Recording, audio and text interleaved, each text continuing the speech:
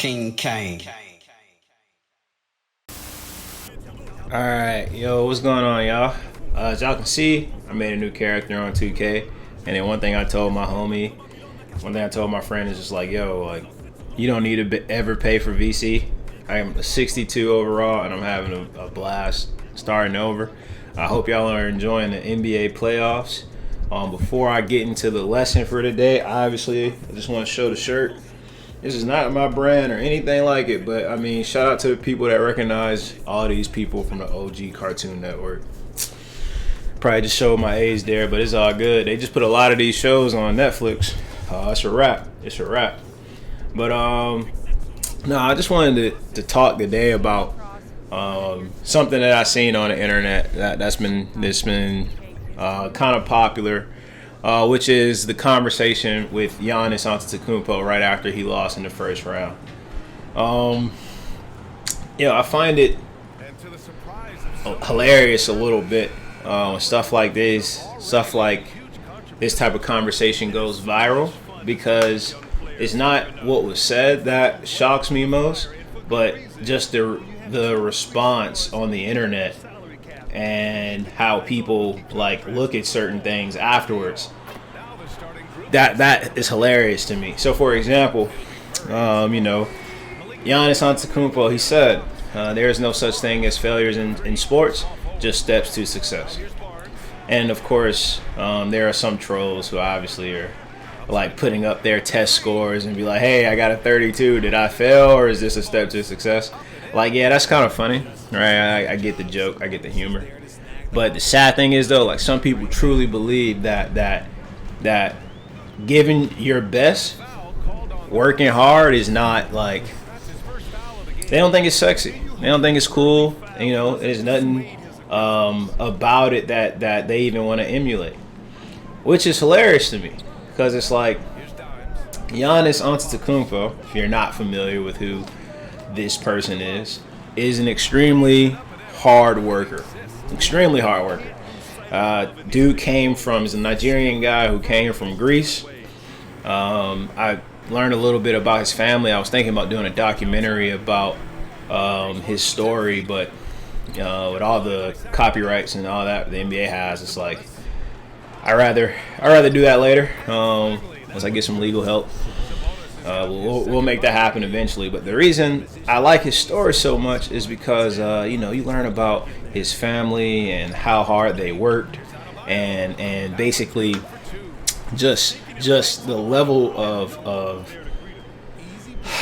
dedication that they had. Like, those boys were young teenagers working all day while their parents were working all day just to like feed themselves and eat and stuff like that. Like, I represent that kind of story because of my story, right? Like I reflect that level of hard work and determination. I grew up in the hood. You have really no concept of what poor means until you start making a little bit of money. Then you're like, oh, okay, that's that's how I feel. That's what it means to be poor. But I appreciate that and respect, like, coming from that type of background, because I did, right? And I'm not saying like I'm hella wealthy, but I'm definitely not, I don't feel poor. I'll say it like that. But that hard work and determination is what got me through and what got me to the point that I'm at today. All right, like, for example, I like gaming. It's a hobby of mine. I now have the ability to game whenever, I have free time, but whenever I feel like it. Only because of the hard work and effort that I put in before this point to even allow me to have free time without stressing, free time to get my thoughts straight, to record, and then go ahead and record online. All of that hard work led up to this point. I stumbled a lot before I got to this point. I stumble every day. Let's just be real about the situation. Like, furthest thing from perfect. I stumble often, and it's people like my wife, like my mom, like my sisters, who will constantly just kind of bring me back to earth a little bit and they'll just tell me just basically however they feel about the work that I put in. Just like, hey, you put in a lot of work. Like, don't give up. Keep trying. Keep pushing. Keep going. And it's those like positive words of affirmation that truly lets me understand Giannis's point. There is no such thing as failures. First off, if there was, my favorite player of all time, LeBron James, would have quit a long time ago.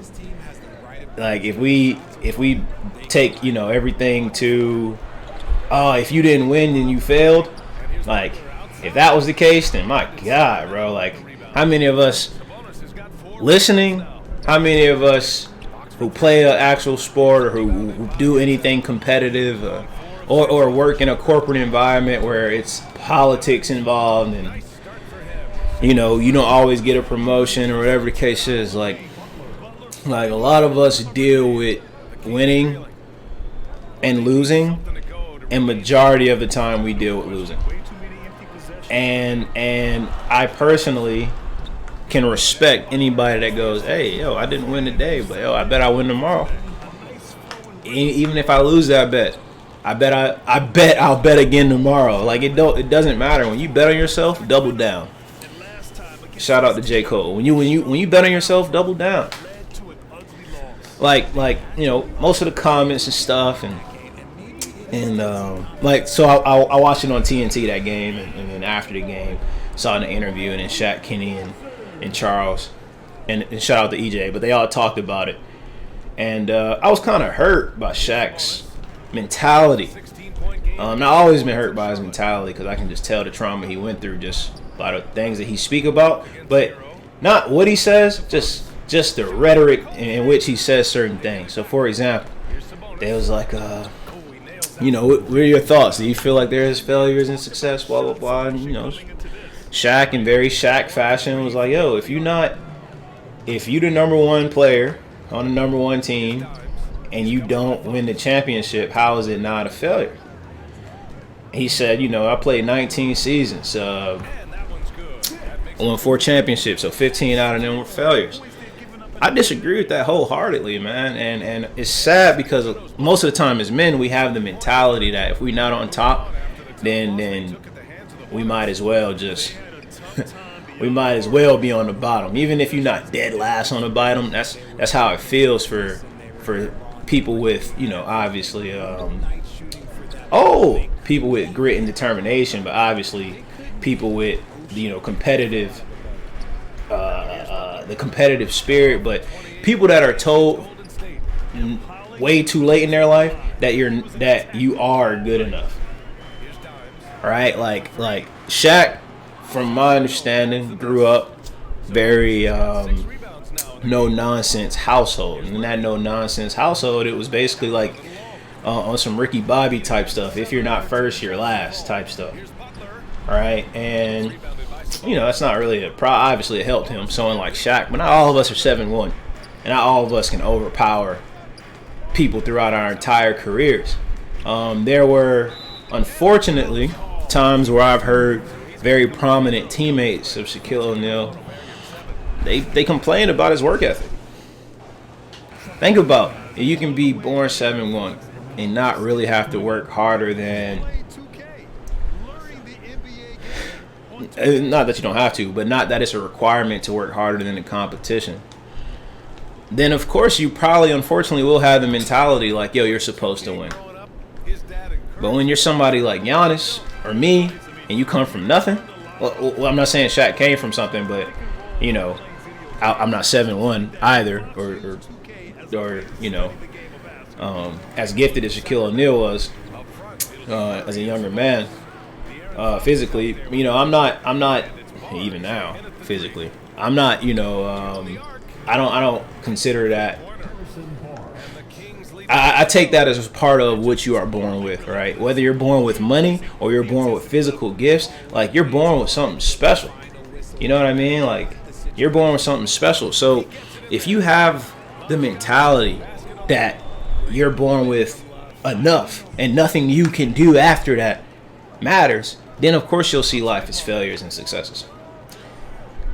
But Every single human being on this planet, even the ones born with those physical gifts, has to realize something extremely important, which is there's always a level you can go. Always. And the only time you fail is when you stop trying to go up. When you look at this level and you go, you know what, I'm cool here. I'm fine with everything here. That's failure. Giannis won a championship. The Milwaukee Bucks won a championship in 2021, right? It's currently today it's 2023. And in 2024 and maybe in 2025 and Lord willing in 2026, if I live long enough to see these years, I hope to see Giannis competing for another in the Milwaukee Bucks or whatever team, but I hope to see them competing for another NBA championship. And the reason I hope for those kind of things is because I feel like it would be vastly improbable, or highly improbable. I'll say it like that. I feel like it would be highly improbable if we don't see the Milwaukee Bucks competing for another championship. That's why, I agree with him. What is it? God, what does that failure mean? Like, we'll be back next year, and a year after that, and a year after that, and even if we don't win, all right, bet it wasn't meant for us to win, so we failed. I mean, you gotta think, all 12 of those men, Giannis, everybody I'm just describing to you, all of those basketball players, even WNBA players, all of those men and women that make it to the highest stage have done something that over 99% of the world has never, can never, and will never do. None of that sounds like a failure to me. I don't care if you lose every game. Don't talk to me if you lose every game and then you done for like you'll never try again. Then yeah, you are a failure. What's the point? Because you lost once, that's it. It's over with. Now you'll never be anything. That doesn't make any sense. But check this out though. I'm playing with the Miami Heat right now. And the cool thing about this is the players that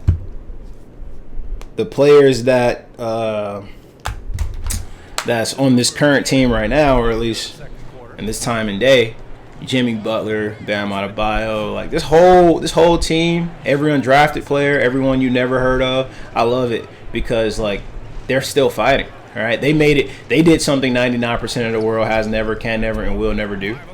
And every single time, even though they're underdogs, they go out and compete at the highest level. Didn't win a championship in 2020. Obviously didn't win a championship since 2013. Never once have I heard any rhetoric around these men, around this organization about, well, that was it. We tried, made it to the finals. We haven't done it. It's time to give up. No, that doesn't make any sense. Every single year that they went out to try to compete for a championship after 2020, when they went to the NBA Finals, every year after that, they tried again and again and again and again. Now, this might air. What? This might air after the next round, so after the second semifinals, maybe, I'm not sure.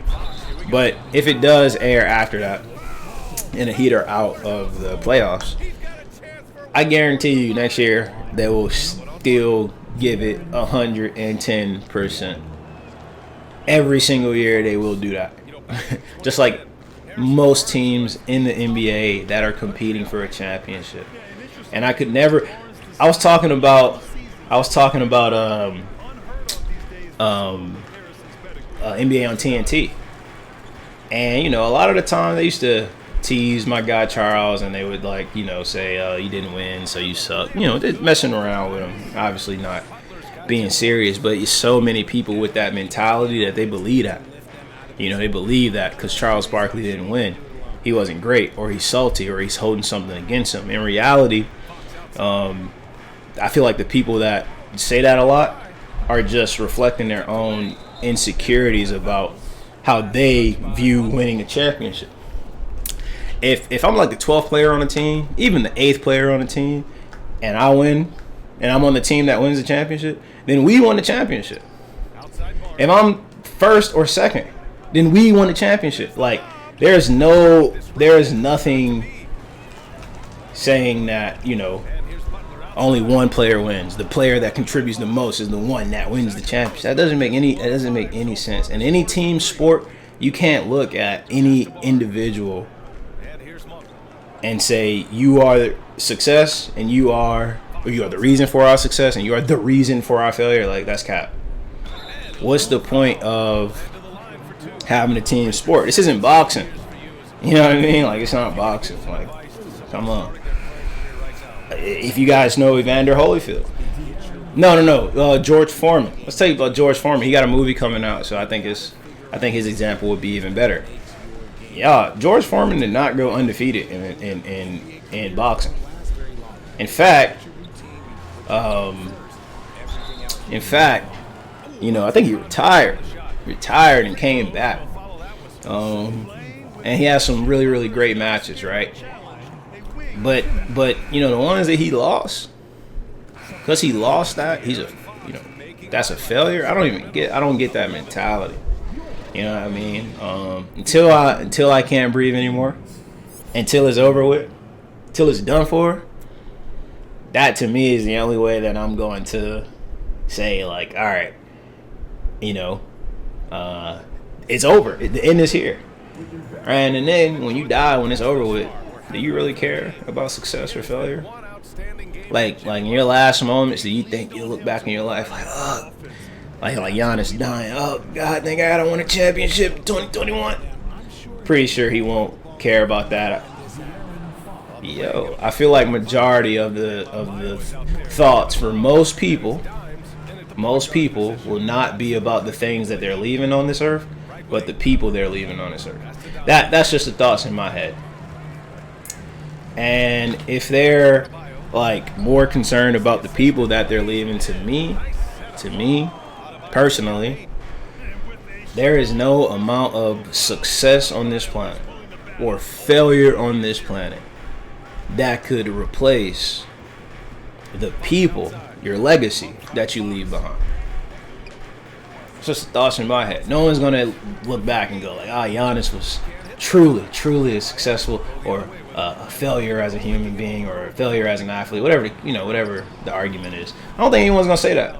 In fact, I feel like more than anything they'll talk about how good of a person he was, or how much of a hard worker he was, or that he was a father, a loving husband, a good son, good brother. Like those to me are where our focuses should be on. You know, failures and success, I don't know, man. I'm not that narrow-minded, I guess. Like, now if you fail a test, like, you know, hey, and can't nothing save you. You can't go home to the crib and be like, hey, Mom, you know, listen, I know I got a 52, but check this out, Mom. There's only steps to success. It's like, yeah, you might pass the class, but you failed that test. By definition, that's you failed the test. Like, there's no way around that. But I would say you didn't fail the class, so I wouldn't consider it a failure. Of course, you can go like real, like you can go super deep into this if you want and really get real granular in it. But conceptually, I don't really believe in the failure and success thing. And then also, you know, I got a strong foundation. You know, my whole mentality is based off God. So I never feel like it's over with until it's over with. You know what I mean? Like, I don't feel like, man, we getting killed on the boards. I don't feel like, I didn't do this one thing, so it's over. I guess I'm never going to be like, oh, I'm so sorry I missed that pass. You know, I feel like that's not how I feel. You know, and there are some people that do feel that way, and you know, I understand that, and I'm cool with that. I'm cool with living in the same world as those people. I'm more focused on the people that refuse to have that mentality and refuse to give up because things get hard. Those are the people. That's my clan. Because it's like, yo, I know exactly what you're going through. I might not know your situation, but I know you pushing through tough times, and so am I. and so are most people. So to sit there and act like and to put all the weight of the world on this man's shoulders, Giannis Antetokounmpo, just because we have these expectations of what he and his team should have done, all of those expectations are laughable because God's plan is better than any plan that we can create on earth. And his plan's not over until you are done breathing. So if you listen to this message and you think to yourself, or you want to tell anyone else, about failures and success, and you have an argument as to why something is a failure, just know that's cap, and you're not really contributing anything in this scenario for this person. But if you do look at them and go, I know you stumbled, but you can get back up, that to me is how you move the needle in the conversation of failures and success. I know you didn't win, but next time if you keep working. I know you didn't get that job, but what can we figure out? Okay, interview skills, okay, your resume, like what is it that we have to do to help you improve? Once we figure those things out, you just move forward to the next. You just move forward to the next. To the next trial, obstacle, goal, whatever you aiming for, right? Like, you just move forward. That's all you can really ask for. And if you move forward, then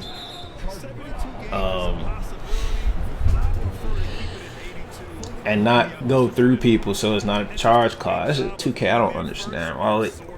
Anyway, yeah. I just want y'all. I was just thinking about that conversation, and just some things kind of stuck with me, and I wanted to talk about it. I'm gonna win this. I'm gonna win this match. I'm probably about to stop the recording because y'all know I don't want Jills and Gaming to go on too long. It's already at 22 minutes, but I'm gonna win. Like, let's keep it a buck. Even if I don't, I bet I will tomorrow. Now, y'all take it easy, and God bless. To the paint. Perfect pass to set up the lay-in. Their home crowd has energized them all game. Now